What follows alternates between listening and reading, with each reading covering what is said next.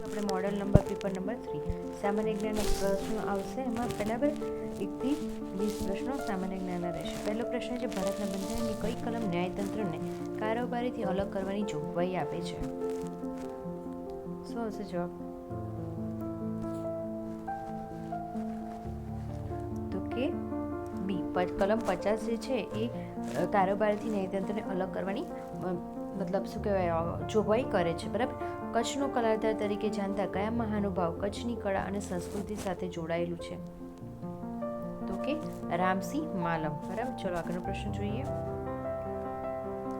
તાજેતરમાં ચર્ચામાં રહેલ બડા વાઇલ્ડ લાઇફ સેન્ચ્યુરી વર્ધા ગુજરાતમાં કયા જિલ્લામાં આવેલી છે? તો કે પોરબંદરમાં આવેલી છે.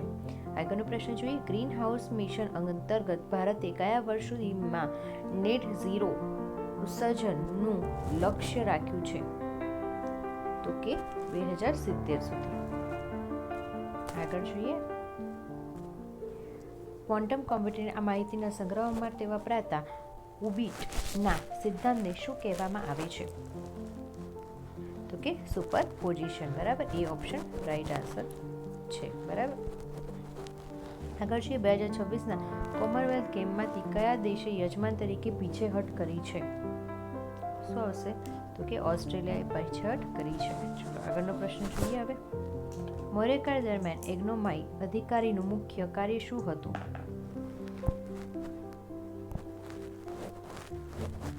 શું આવશે? સોરી એગ્નોમાઇટ અધિકારીનું મુખ્ય કાર્ય શું હતું?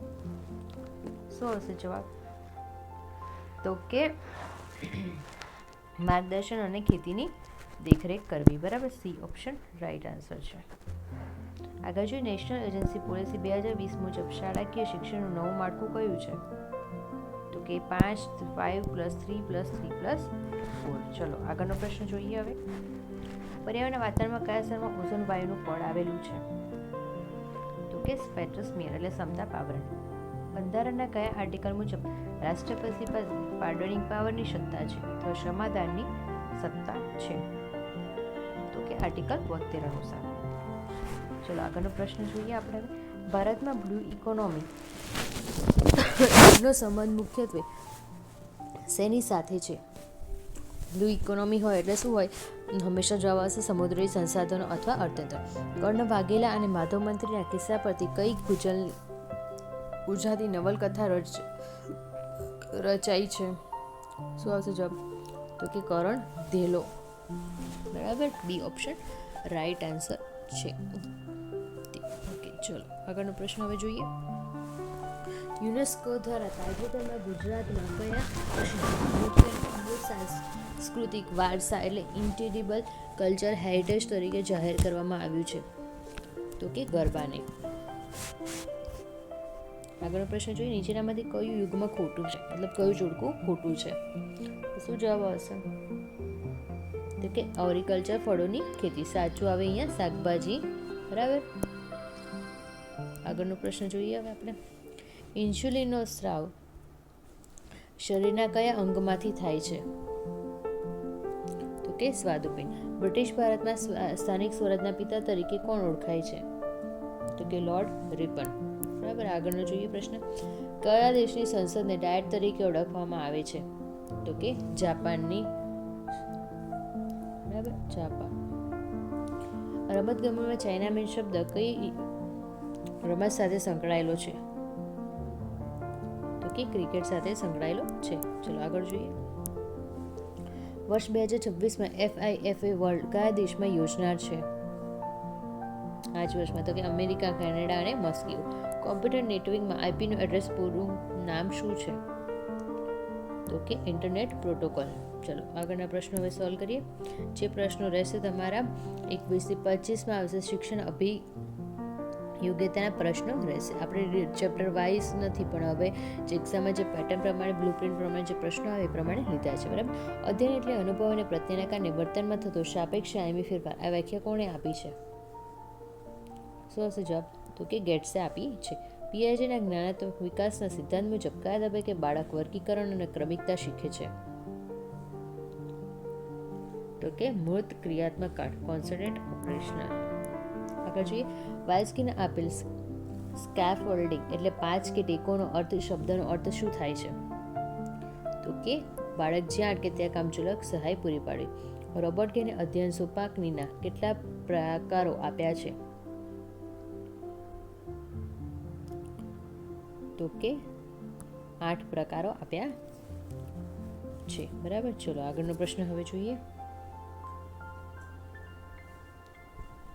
આગળનો પ્રશ્ન છે બુદ્ધિના બહુ ઘટક સિદ્ધાંત આપનાર મનોવૈજ્ઞાનિક કોણ હતા? શું આવશે? તો કે થોર્નડાઇક હતા. પ્રક્ષેપક પ્રયુક્તિ ટેટ કસોટીમાં કુલ કેટલા કાર્ડનો ઉપયોગ થાય છે? તો કે 31, 30 ચિત્રોવાળા પ્લસ 1 પૂરો. બરાબર. આગળનો પ્રશ્ન જોઈએ 20. રવિન્દ્રનાથ ટાગોરના દર્શનમાં મુખ્યત્વે કયા તત્વને સૌથી વધુ મહત્વમાં આપવામાં આવ્યું છે?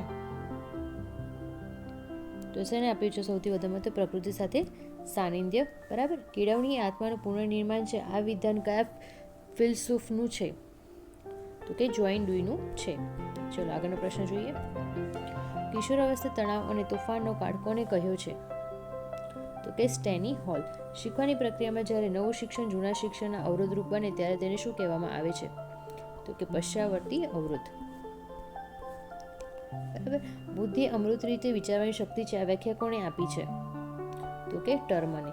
વ્યક્તિગત પ્રકારોમાં અંતર્ગત અને બહિર્મુક્તનું વર્ગીકરણ કોણે કર્યું છે? તો કે કાર્લ યુંગે. માસ્લોના જરૂરિયાત મુજબ શ્રેણીકમાં સામાજિક જરૂરિયાતો જે છે એ કયા ક્રમે આવે છે? તો કે તૃતીય. વર્ગખંડ પ્રભુશાળી શિક્ષણમાં કેન્દ્ર સ્થાને કોણ હોય છે? શિક્ષક. બરાબર. ચલો આગળનો પ્રશ્ન જોઈએ. આઈક્યુ વિજ્ઞાનનો સૌથી પ્રથમ પ્રયોગ કરનાર મનોવૈજ્ઞાનિક કોણ હતા? તો કે વિલિયમ સ્ટર્ન. શિક્ષણમાં મૂલ્ય શિક્ષણનો મુખ્ય ઉદ્દેશ્ય શું છે? તો વ્યક્તિગતનો સર્વાંગી અને ચારિત્ર્ય નિર્માણનો વિકાસ. બરાબર. આગળ જોઈએ. આ ઈડી મનોવૈજ્ઞાનિક શેના પર આધારિત છે? તો કે વાસના અને તાત્કાલિક સંતોષ.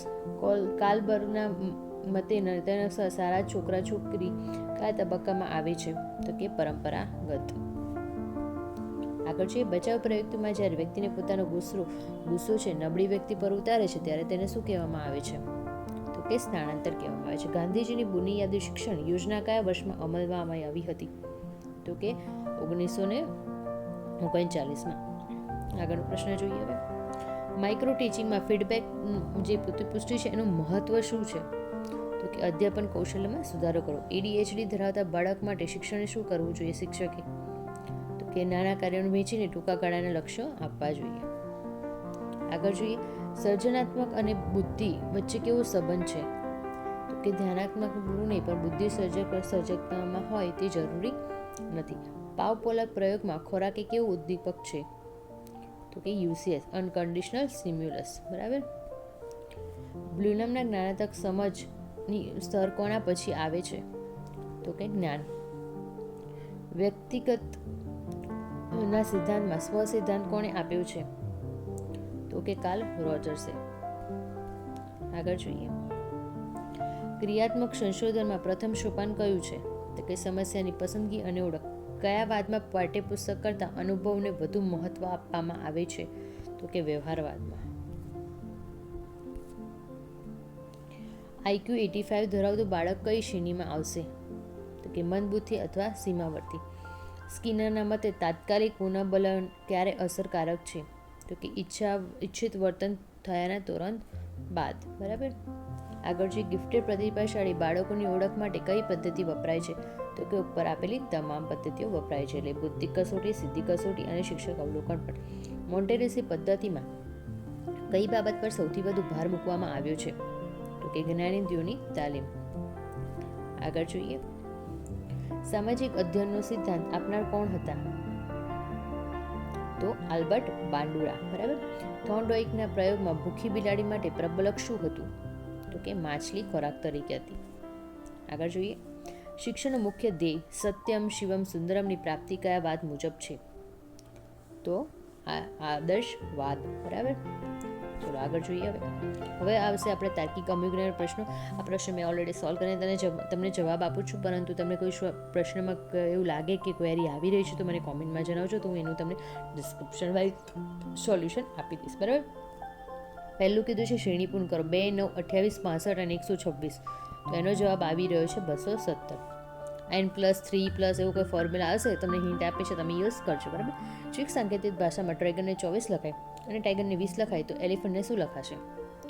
એબીસીડી યુઝ કરવાની છે, તો એમાં આવે છે ટોટલ 32. બરાબર. ચલો આગળ જોઈએ. લોહીના સંબંધોમાં એક વ્યક્તિનો ફોટો બતાવી રાકેશે કહ્યું, તેની માતા એ મારા પિતાના પુત્રની પત્ની છે, મારે કોઈ ભાઈ બહેન નથી. તો ફોટામાં રહેલી વ્યક્તિ રાકેશની શું થતી હશે? તો કે રાકેશની પુત્ર થાય છે. બરાબર. દિશા અને અંતરનો પ્રશ્ન લીધો છે. મીના ઉત્તર 10 દિશામાં કિલોમીટર ચાલે છે, ત્યાંથી તે દક્ષિણ દિશામાં 6 કિલોમીટર ચાલે છે. તો તે પૂર્વમાં 3 કિલોમીટર ચાલે છે, તો પ્રારંભિક બિંદુથી કઈ દિશામાં અને કેટલા અંતરે હશે? તો કે 5 કિલોમીટર અને ઉત્તર પૂર્વમાં. આગળ જોઈએ પ્રશ્ન.